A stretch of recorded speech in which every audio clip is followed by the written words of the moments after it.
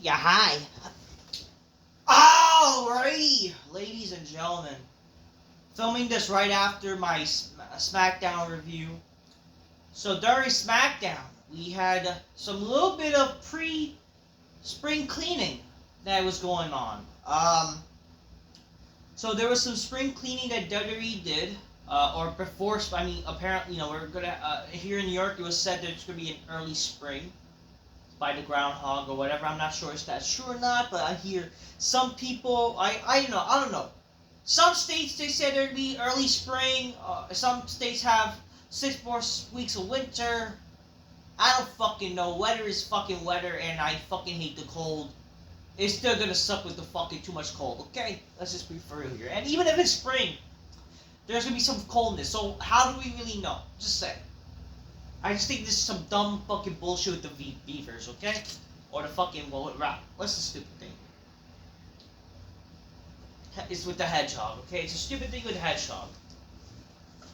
Leave the hedgehog alone, or else I'll fucking end up like the fucking hedgehog that fell by freaking Mayor de Blasio. Anyways, so we had 6 releases. There were 6 releases by WWE.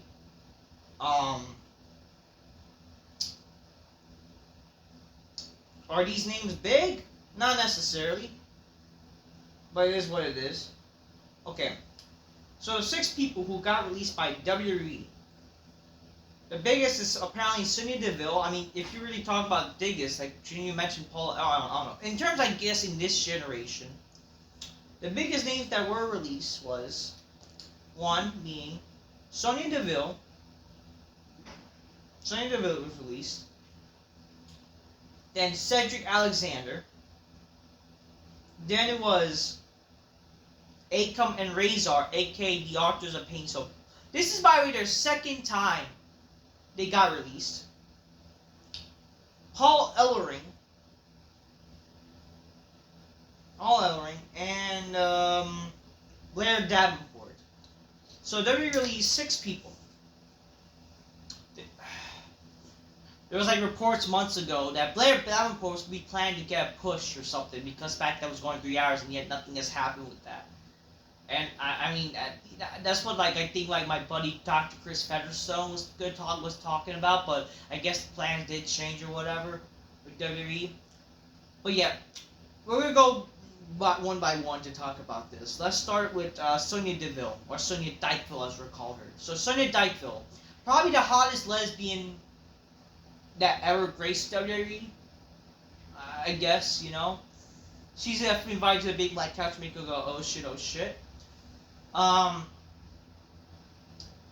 mean, I feel bad for her. I mean, listen, let me make this perfectly clear. I'm not happy, like, when a person loses their job, okay? I'm not. But, at the same time, should it have been hired in the first place? Like, should it have been hired? Like, why are they on WWE's payroll in the first place? If you're not that good enough for I mean, I'm not saying that maybe they were mishandled or whatever, but if you're not basically a star, or you're not basically a person who could bring in the money and really that intriguing type of wrestler, they should never have hired these people. Like, I think that's a lot of problem with WWE, and I do think this is not enough. Like, if you're not needed at a certain time, and you're just not that good enough to be in the WWE, you should not be really in the WWE, in my honest opinion. Again, this is why WWE needs to pick their talents better.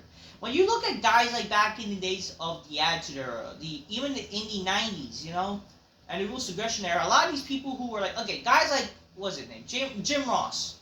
Jim Ross, head of talent relations at the time, knew how to pick talent, right? And and like you knew how to write good television with, and also it helped when you had good writing. I do think that it's not I understand why people say it's because of creative why no one cares about these people, but like at the same time you have to understand that a lot of these people in the wrestling business, it's also up to you to make chicken salad out of chicken shit. If you're given shit material, it's up to you to make this shit good. Do the best job you can, even if it's fucking terrible. But not just that, like, it doesn't help that a lot of these wrestlers are just not really cool individuals or just not entertaining, or they don't do anything outside of WWE, where like maybe on their social media to make people care about them, you know. Then people probably care. Maybe there'll be some intriguement. They don't know how to get themselves over. Like look at even like Joe Hendry, for God's sake. The guy made himself got over the internet, okay. And he's from TNA. You can't really say shit like that where he didn't bother to make people care about him. Same thing with Zack Ryder. Look at Zack Ryder when he was kind of doing nothing in WWE. He got himself over. Like that's how you do it. Sonya Deville.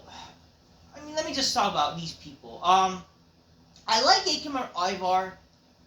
I liked when Cedric Alexander was in the Hurt Business. Sonya Deville, I like her because she's a hot lesbian, and they could have done something with that. Paul Ellering, it really sucks that he's getting released, and Blair Davenport, they have I mean, cute chick, cute golf chick, but they failed to do anything with her, whatever. So let's go by one. I mean, obviously, it's just like maybe there's just not that entertaining to do things, I mean, let's be honest. Akam and Ivar, they're never going to be main roster. You're not going to see them as a main eventers, right? They're never going to be a main eventer type of, like, they're never going to be split up and become Marty and Shawn Michaels type of shit. You never see any of that aspect happening, okay? They were never going to be solo wrestlers. They're only going to be but again, they should be a tag team wrestlers. They should be something. I do feel like this is definitely one of the things where they failed on utilizing them. It just sucks. It sucks they failed to utilize them, in the proper way. They could be a nice tag team to have, a big tag team. They have the look to be a menacing tag team. Along with Paul Ellering, that'll be fucking cool. Paul Ellering, by the way, like, getting released, a fucking Hall of Famer. Again, manager of the legendary Road Warriors. It's sad that, now he's, like, no longer there. I mean, I don't know why. I don't know. I hate to see him getting released. I mean, I thought he's getting older, so maybe he should enjoy his retirement or whatever. That should be cool. Again, I will say, I'm seeing more positives about these people, because these people you could do something with more, Aside from, like, other releases, let's be honest, other releases, a lot of these people, like, who really cares if they got released if they're just not entertaining, they don't know how to open over themselves, they're not as entertaining as people. Not saying they're, like, maybe they're not talented as wrestlers, but, like, they're not talented to be having a character. Well, how the hell are you going to make people care? That's also why these people get released, because they're just not that exciting to keep around. And honestly, I feel like there should be more people getting released. Not that I'm saying that people should be, losing their jobs for the sake of losing them, but the thing is, if you're not adding anything, you're not, it's probably better to, like, cut the fat, right? Cut the fat off. Release more people who are not mounting anything, and then hopefully the show will get better. Because them just wasting time showcasing shitty wrestlers, it's not going to help anything. I mean, but it just sucks, because I do like Authors of Pain, so that's a negative, I would say, but it is what it is. It's not like anything we desire. It's not like they were doing anything regardless, you know what I mean? Especially as the Final Testament. But, like, I guess this means Karrion Kross could do his own thing. I'm surprised that Karrion Kross was not released, along with Scarlett. But whatever. Hopefully they'll do something. All that Karrion Kross does is, like, he bothers people behind, like, backstage and act like Sean O'Hare. Like, what the fuck are we doing? But yeah, Paul Ellering sucks that he's gone. But yeah, so much for this, that Y6. Weren't they feuding with the Y6 and now that's over? And they just beat the Y6! They just beat the Y6! What are we doing? They just beat the Y6 and you release these people. What a joke! I just realized that. Holy shit. Y6 is a joke, man. I'm surprised they did not release the Y6, but whatever.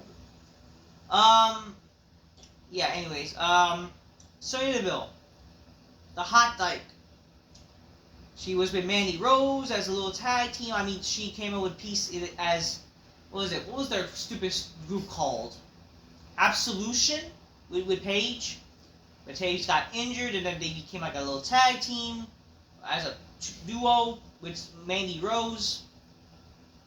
Again, whatever. It just, and then they feuded for a little bit because that little whole like Otis story. And then yeah, she was gonna get her hair cut, but thankfully she did not because the whole at the time they had that stalker thing. So yeah, this was again the girl who had the whole stalker shit that happened years ago when some crazy fan tried to stalk her. Not like she was gonna be interested in him anyways because again she's lesbo. And yeah, she done nothing. She became a shitty fucking booker, like whatever. I don't know, a shitty GM for some reason. And yeah, and then they proceeded to do nothing. And her latest stupid shit was her having some dumb tag team called the Pure Fusion Garbage or whatever.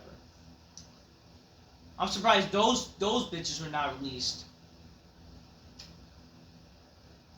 Listen, I mean again, it sucks. It sucks everyone lost their job, right? But listen, they could have done something with Sonya Deville. She could have been like a seducing, womanizing lesbian.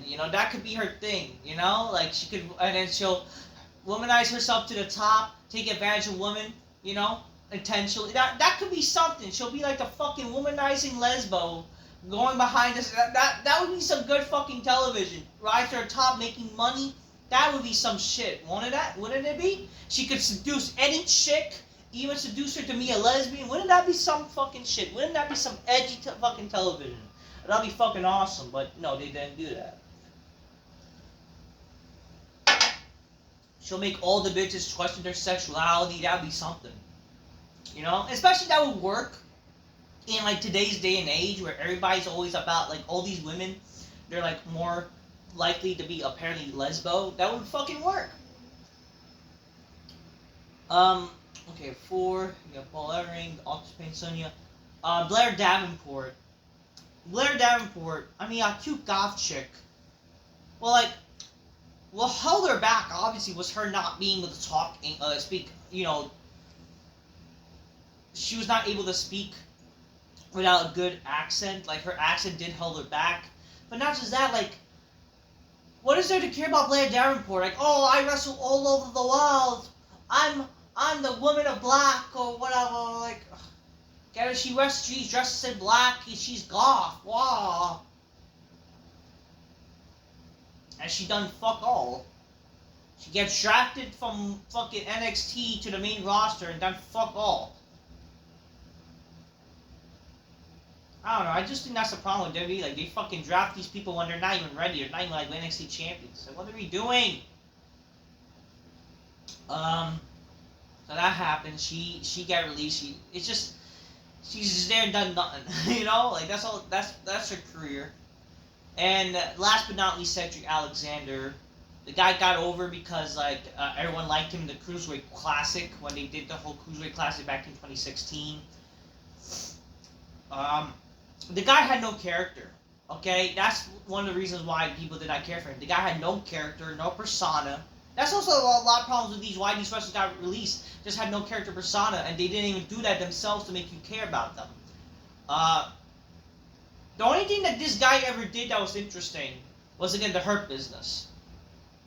So, at least now that he's being released, this would lead to hopefully, and I will say this is a positive. This is AEW's kind of opportunity.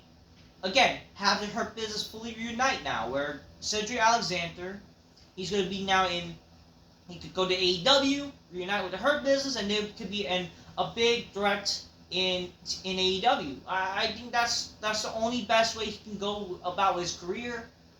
And yeah.